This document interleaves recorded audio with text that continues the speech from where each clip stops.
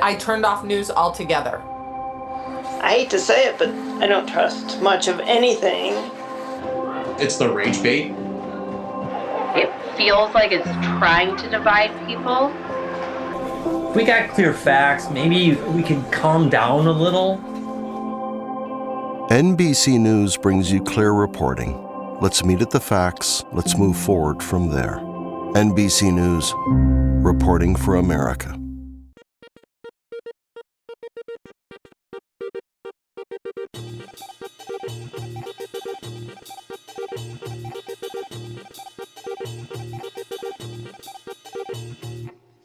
My name is Ryan Pack. And I'm Nicole Barlow. And this is Soundtrack Your Life, where we speak with a guest about a soundtrack that is important to them. Today, our guest is singer Kelsie Watts.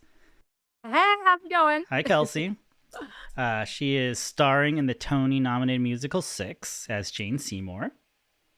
She also has a new single out called Fit In, and you just released an acoustic version of it. Yeah. So you seem very busy these days, Kelsie. Oh my gosh, it's insane. It's truly insane, but booked and blessed. So I'll take it. Yeah. So people may know you from the 2020 season of The Voice. Yes. Where you got to sing at Kelly Clarkson in front of Kelly Clarkson. You got to sing I Will Dare in front of her. How was that experience? Honestly, terrifying. I was like, oh my gosh, this is crazy. Because, a lot of artists don't like when you sing their songs, especially like on shows like that. So I really didn't know what to expect, but I just knew, okay, if I treat this like any other gig, then I'll be solid. Just treat it like a gig.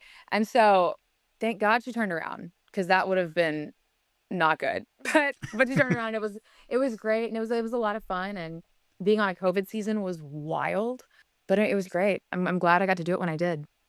Yeah. It's a fantastic viral moment for her to turn Yeah. around and pick you singing her song. I mean, that must have felt so huge and so validating. There are not enough beta blockers in the world, even if I were a just- singer, for me to be able to do that, but that must have I felt know. great.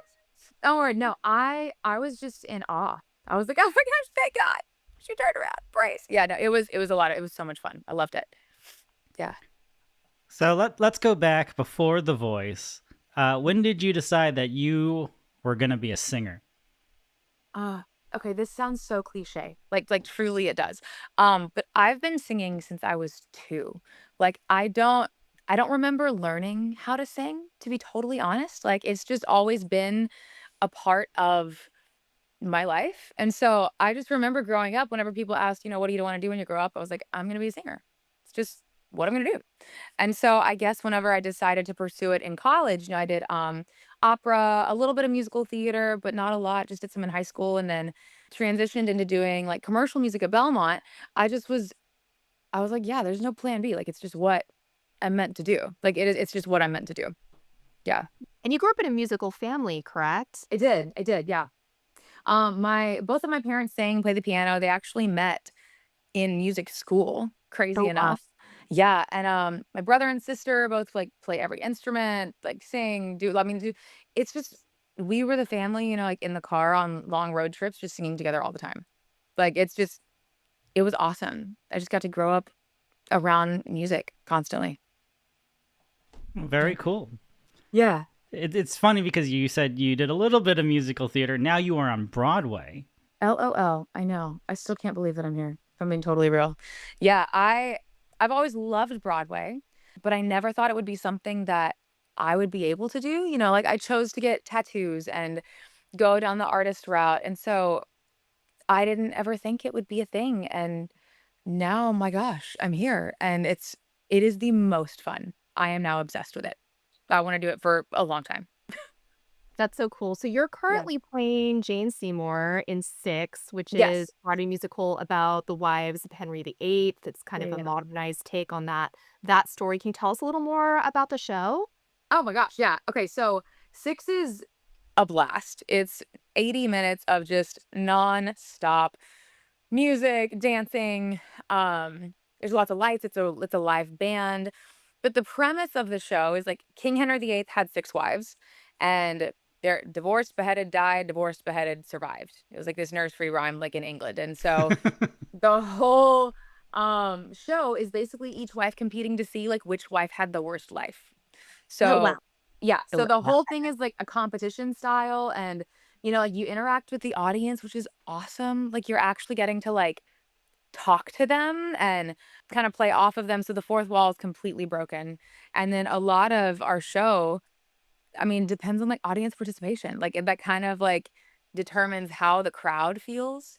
So but it's bananas. Like truly, we never leave the stage. We're each singing backup for each other the whole time. We're all dancing the whole time. So it's not like a traditional show where you come on and then you go back off, and then you come on and then you go back off. Like, no, we never leave. So, and there's no intermission. So I always like to describe it to people if you're not a musical theater person, then this is the best show for you.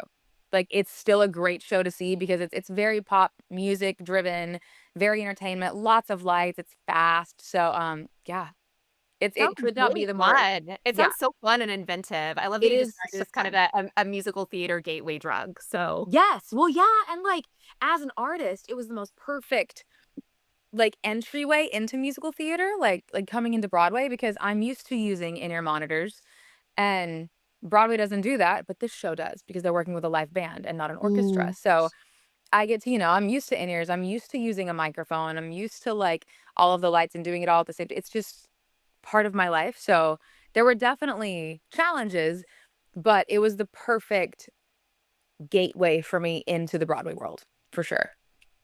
Yeah. So you're doing 8 shows a week, Yeah. and a you've lot. also had time to release a single. I know. Like how? It's crazy. I mean, I make a joke sometimes. I'm like, if I was only doing 8 shows a week, I think I would be okay. But I'm like, oh, this is crazy because it's not only am I doing the shows, we also have rehearsals, and then I'm in private dance, private acting, still doing singing lessons, like to make sure that I'm still working on my craft all the time. But then as an artist, social media is one of my biggest jobs. And then writing and recording during the day, writing sessions are normally via Zoom because most of my writers that I'm working with are out in LA or in Nashville still. So it's a lot of on the computer and then tracking my vocals. Sometimes I'm tracking vocals in between like show days on like Saturdays and Sundays. I'm like, oh, I have 2 hours. I can just track a vocal real quick. So it's fast and it's a lot, but yeah, I was able to release my single, I think 2 months ago, and then I just released an acoustic version of Fit In, and we actually have a DJ remix that's also coming out Oh, very very soon. cool. Yeah, yeah, yeah. Yeah, really Yeah. like the acoustic. I mean, the song is great. Just Thank started you. listening to the acoustic version. That is great as well. Thank you so much. Thank you. So looking forward to the DJ remix as well. I know it's gonna be fun. It's super cool. I'm a fan of it. Yeah. So because we are a soundtrack podcast, we asked you to select the soundtrack, and you picked the 2017 Michael Gracey soundtrack, or the soundtrack to the 2017 Michael Gracey film, The Greatest Showman. Yes. Oh. I have an idea why you might have picked it, but why don't you let our audience know why you picked The Greatest Showman? tell us. We don't want to make know. assumptions, Kelsie. I know. I'm sure you're very correct in your assumptions. I mean, that was a movie that when I watched it, I was so enthralled with like just the entire score and all of the vocalists and how not only the story and how it went together, but just the music moved you. Like it just really, really moved you. And I think that every single song in there, like it just speaks to my soul. Like whether it's, This Is Me or Never Enough or really the come like the and we will come back home and we will come back home home again, like is just, I think I cry every time I hear that song. I'm like, oh my gosh, yeah, it moves my soul, and I feel like it's super uplifting, and like music is supposed to make you feel, and that's one of the soundtracks that really just makes me feel every single time I hear it, every time. Yeah, it's a huge soundtrack. It was at #1 for 11 weeks. Wow. In the last 30 years, only The Greatest Showman and Adele's 21 were able to hit #1 for 11 consecutive weeks. Wow. I mean, that makes sense. It's fantastic. Like absolutely fantastic. Yeah. And all time, it is the 6th most non-consecutive weeks at number 1, tying a band called the Beatles and their album Sgt. Pepper. So Casual. Very just a little casual. casual. They're like, Yeah. it's like underground bands, it's fine. Yeah. So the Crazy. songs were written by the songwriting team of Pasek and Paul. Yeah. Also done La La Land and Dear Evan Hansen. Yep. Are you a fan of their other work outside of this soundtrack?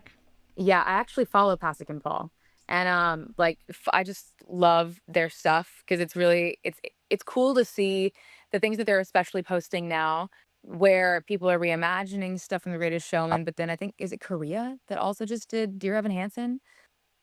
Maybe that was it, but either way, everything that they write, I don't know why. I think they just have like a gift. It's just a gift, but it just moves you. Like, even like Dear Evan Hansen, I can honestly tell you, I didn't know it at the very beginning of the hype.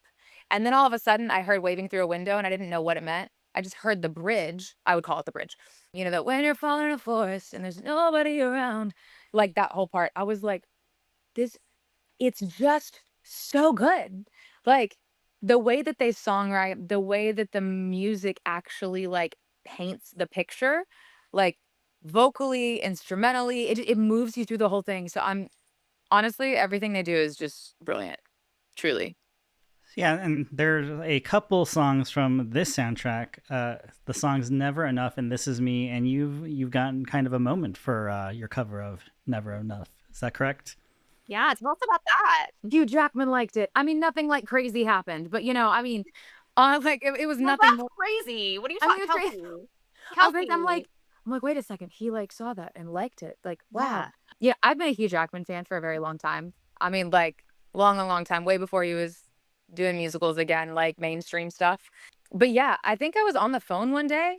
I think I was talking to my husband Brandon just on the phone, and I was like looking at my phone, and I stopped him mid conversation. I said, "Brandon, stop." He goes, "What? Are you okay?" And I said, "Hugh Jackman just liked my Instagram post."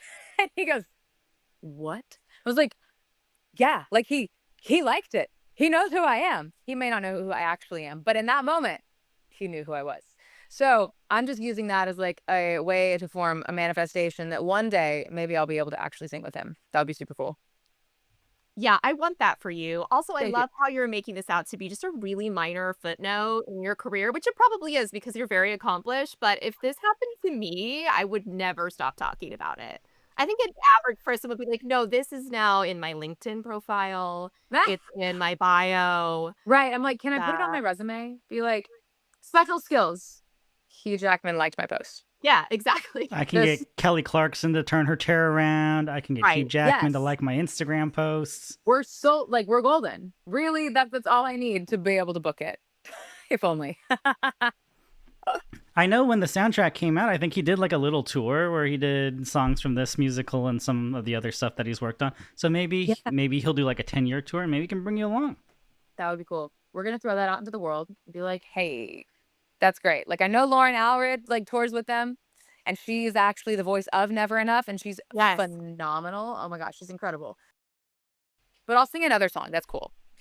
You're like, whatever, I'm like, come to me, whatever. we'll Put work me it in the out. chorus. Like, that's great. If I get to like go, like, I'd have a blast. It would be so much fun. Oh my Yeah, word. so all of the actors in this movie do actually sing. Hugh Jackman obviously has a huge career in musicals and on Broadway, Boy from Yeah. Oz, Music Man, Les Mis, Oklahoma. He's very legitimate in that space, I would say. But then there's a lot of people who are more actors turned singers who probably needed a lot of vocal coaching, who maybe you Right. wouldn't expect to be in the roles. You mentioned Lauren Allred, who was also on The Voice. Is also an alum of The Was Voice, she? I believe. Yeah, you know what? I don't know what season, but she was on The Voice in one of the, I think, early portions of the competition Oh, for okay. the I season, haven't. Shit, which that's is so cool. cool. Yeah. All the great people come up on The Voice. But it is really interesting that she is the voice for Rebecca Ferguson, who a lot of people Yes. know from Dune. Rebecca Ferguson plays opera singer Jenny Lind. Yes. Were you at all kind of bummed out that they didn't cast a singer in that role? Does stuff like that does it take you out of it at all? Or were you just happy for Lauren? I was just happy for Lauren. If I'm being totally real. Like, because I understand, like, as an actor, as a vocalist as well, like, sometimes I don't fit, and that's okay. maybe my voice fits. Maybe my aesthetic fits. Maybe none of it fits, like, and so I really think that both parties did such a fantastic job of filling what that role needed. Like, Lauren's voice soars, and I mean, I've never seen her act. I have no idea if she acts. If she does, I'm sure she would have been great. But for whatever reason, Rebecca Ferguson is who they wanted, and I think she did such a wonderful job embodying Lauren's voice as well as she possibly could, you know? And, like, even while watching the movie, I did not think, even as a vocalist, I wasn't like, "Wow, she's, like, lip syncing that." Like, no, because everybody in this movie is lip syncing while they're filming, you know? So, I mean, I wasn't even thinking like, "Oh," I didn't think about it until it came out, and I actually looked at the score and, like, who was doing it, and then I found Lauren and was like, "My gosh, she's incredible." So, I mean, I can't say I really wasn't bummed. I was more impressed that they both made it work together.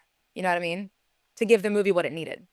Yeah, I mean, Rebecca Ferguson, you have to give her flowers because she really sells it, and she's Yeah. very poised and stately, and so she can embody the role from an actor's perspective. I didn't Mhm. know that she was lip syncing or not the original singer of that track either. I had to look it up, because I was Yeah. like, "Hey, Rebecca Ferguson, like, has pipes. Like, what is this? Right? Like, where I had no What? idea. Yeah, Rebecca." But it literally. turns out she doesn't. But everyone Ah, else in the movie, yeah. is singing, which is Yeah, really impressive. I for had sure. read that Hugh Jackman, who is already a singer, but he had, I think, 9 weeks to prepare for this role. Wow. What is your approach, do you think, to you're an actor, you need some vocal coaching? Like, how do you get to a point where you can really deliver these tracks as a professional singer? I mean, I'll use an example from even just doing like Six. Okay, so before I was on Six, I was touring with Trans Siberian Orchestra.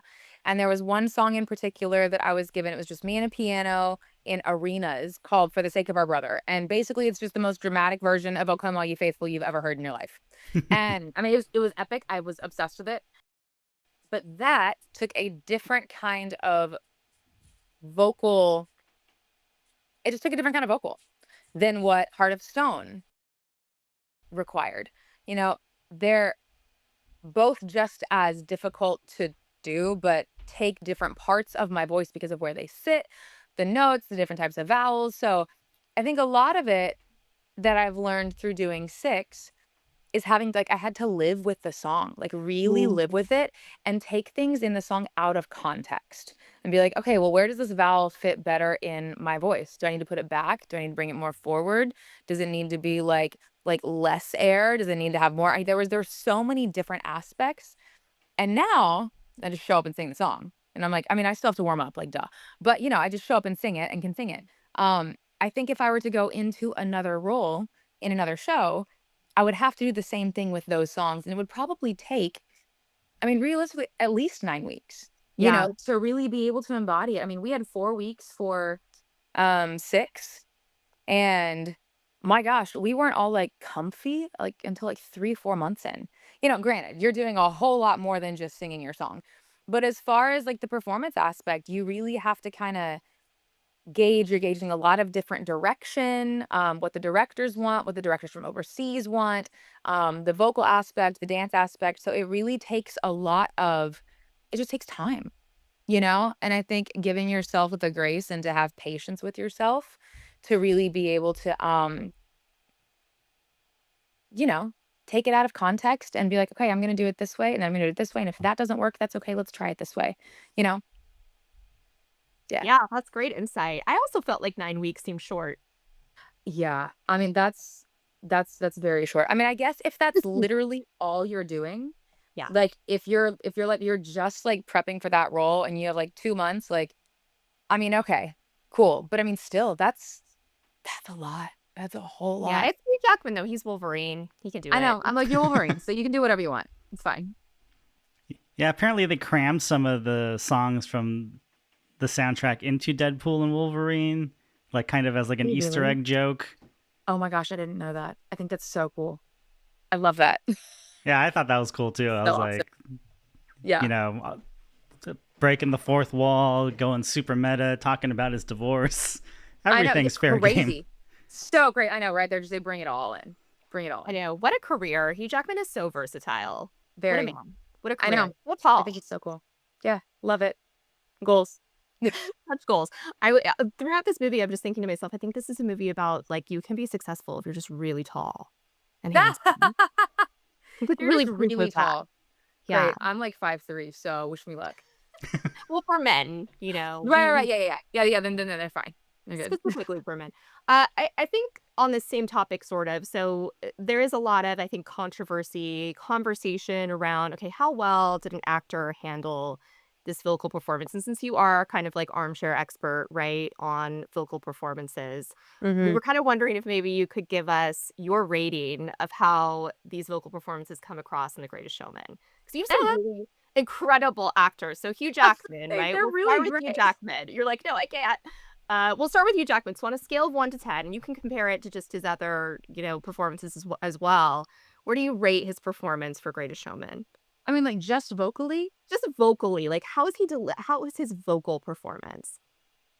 This podcast is brought to you by Carvana. Carvana lets you buy your next car on your terms. Explore a massive inventory online, filter for what matters, and find your perfect match. Then choose delivery to your home or pick it up at one of Carvana's iconic car vending machines. Every car also comes with a 7-day money-back guarantee, so you can make sure it's the right fit. Buy your car on Carvana. Delivery or pickup fees may apply. Limitations and exclusions may apply. See our 7-day return policy at Carvana.com. Carvana. Oh my gosh. I mean, I hate answering this question. I mean, I would say like an 8.5. 8.5, right? And I mean, some Yeah, of it maybe like- is down to the songs too, and what they allow maybe his voice to do, or how much That- range he's allowed to show. Yeah. Because realistically speaking, like I don't think anyone in any movie musical, unless they're just like that's what they do, is gonna like perform at a 10 the whole time. But granted, at the same time though, I think the reason they all do sound so great is because you're in a recording studio. So you're comping the best takes. So that's why I don't think like a rating is, I totally understand the question, but I feel like you can't really give a fair answer because you're in a recording studio singing the same line 5 times in a row, and the engineer is going to come in and comp that line to decide what they want for the final result. It's very You know what I mean? So it's also dependent on like what the producer wants, what the engineer wants, what the director wants. And so I don't even think like his vocal performance is a reflection on him as a vocalist. I think it's really what the rest of the project management wanted. That's a You know? very smart and diplomatic response, actually. But You're I, like, but wow. I really, In the booth. that is really what I think though. I mean, because Yeah. because here's the thing. We all know Hugh Jackman is not primarily a vocalist. Just like I'm not primarily an actor. I have to work way harder at my acting. You ask me to sing something, done. Dance something, honestly, that's pretty fine too. Acting, I had to really work on because I'd never done it before. That's something that isn't just my second nature wheelhouse. So like, I have to really try. So I would assume, with someone like Keila Settle, is that how you say her name? Keila Settle, the one that's saying "This Is Me." I'm not sure. I feel like I'm going to mess it up. So No, you're fine. I always say her name incorrectly, and I always feel bad every time I do. But nobody's ever told me the actual correct way. But she's she's phenomenal. And but to me, you can tell. To me, there's like an obvious, your voice Yeah. is incredibly trained. Yes, and you have the ability to. There's a type of strength. There's a type of control. Because also going into a booth, she has so much larger of a range that she can do with her voice, which is why, sure, if you really wanted to take it down to brass tacks and be like, cool, Hugh Jackman's 8.5, Zac Efron's probably like a 7, like Keila Settle she's gonna be like a 10, Lauren Aller is gonna be like a 10, Right. because they honestly, and Zendaya, I mean, she's probably like an 8, 8.5, 9. I mean, because she's also great voice. Yeah.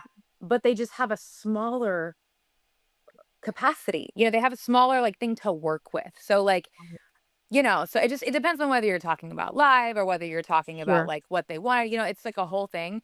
But I think like breaking it down, sure. Even if you go into a studio, vocalists have way more they can do with their voice because they, at least up front, because they already understand the instrument so much better.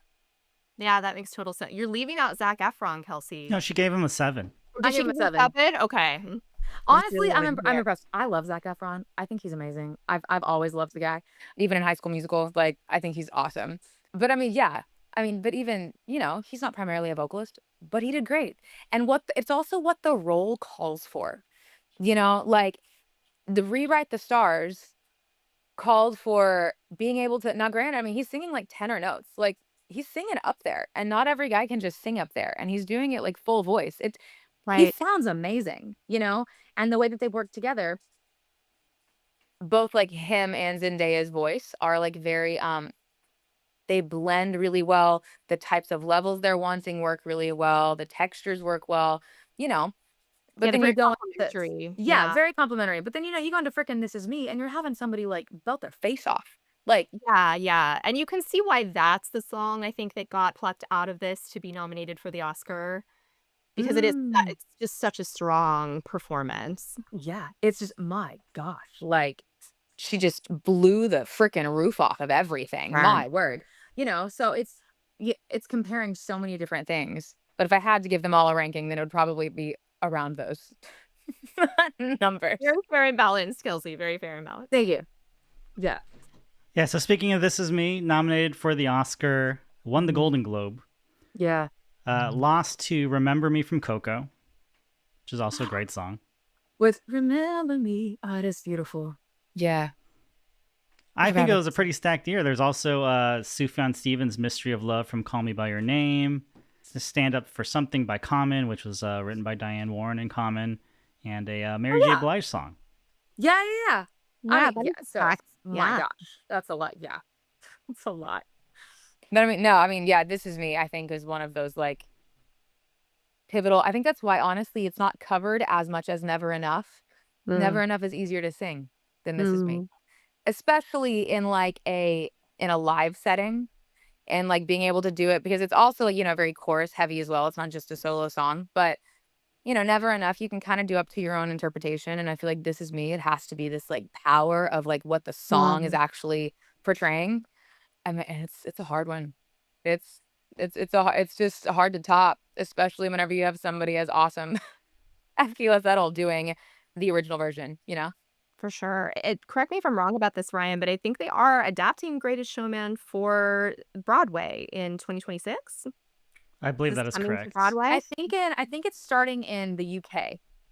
Got it. Yeah, from what I understand. So I think they're just casting in the UK right now for 2026. I'm sure maybe it'll come in the fall, but I think they're in the beginning stages. Yeah. What do you hope to see for the stage version of this? How do you think it'll change? I really hope that it doesn't change. I mean, here's the thing: is Disney owns it, right? So I feel like Disney will do a really great job because they're Disney. Aladdin is still running. The Lion King is still running. Hercules just opened. Like Disney knows how to do production.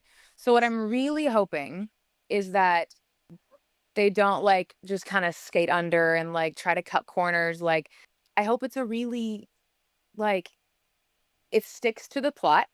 Obviously you have to change things because you have, TV and film is not the same as stage. So it has to be adapted, I'm sure, a little bit to be able to make sure all the stories are able to be told.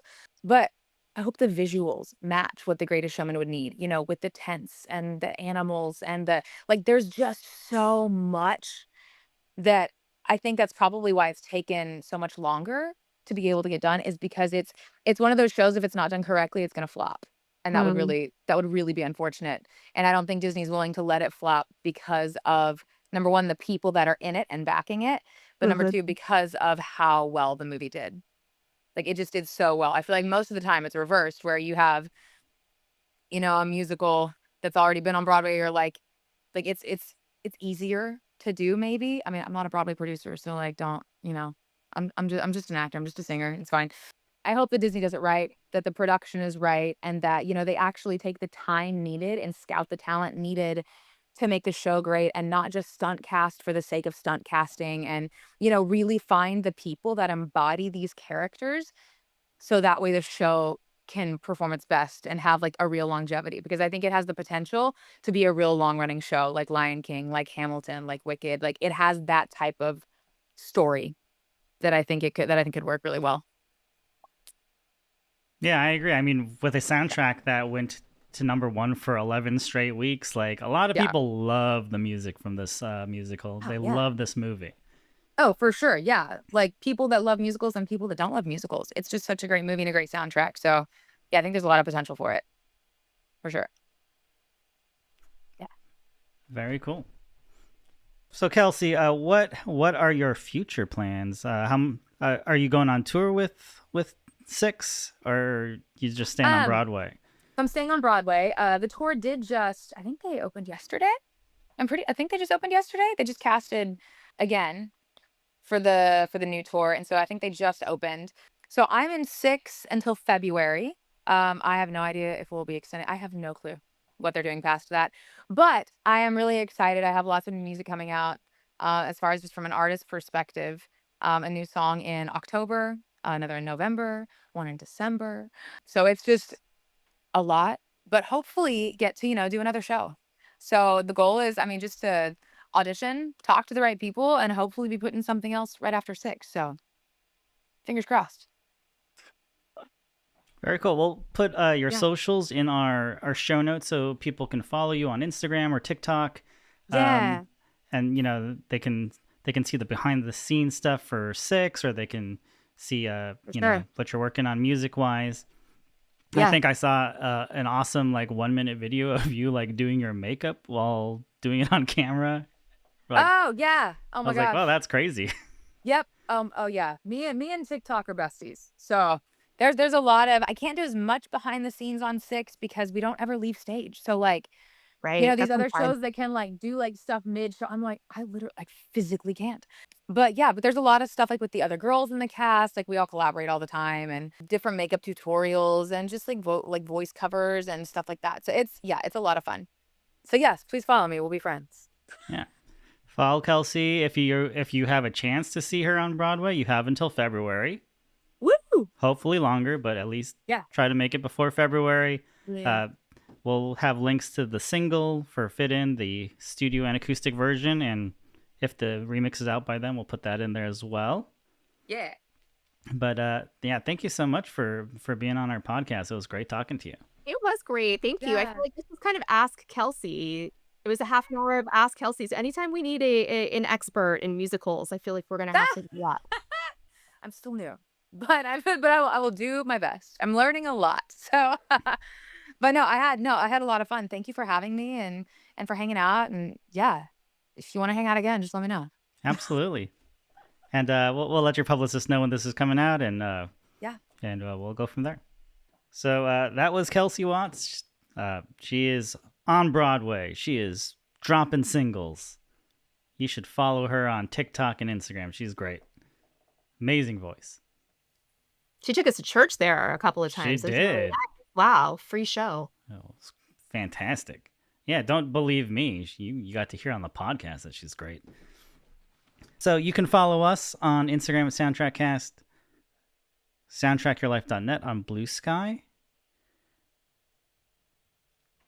And, we also have a Patreon at patreon.com/soundtrackyourlife, where you can get new episodes. Our exclusive episode for this quarter is going to be a little late, but we're going to have a fun one for you soon. And we also have our writing site at blog.soundtrackyourlife.net. Nicole did a Spinal Tap 2 review. She interviewed Jonathan Richman. And coming in October, I have a interview with Daniel Ash's new band, Ashes and Diamonds. So we've got a lot of fun stuff coming your way, including, I think, an interview with a author who made a soundtrack for his own novel. So keep in touch. We'd love to talk to you online. And we'll see you next time.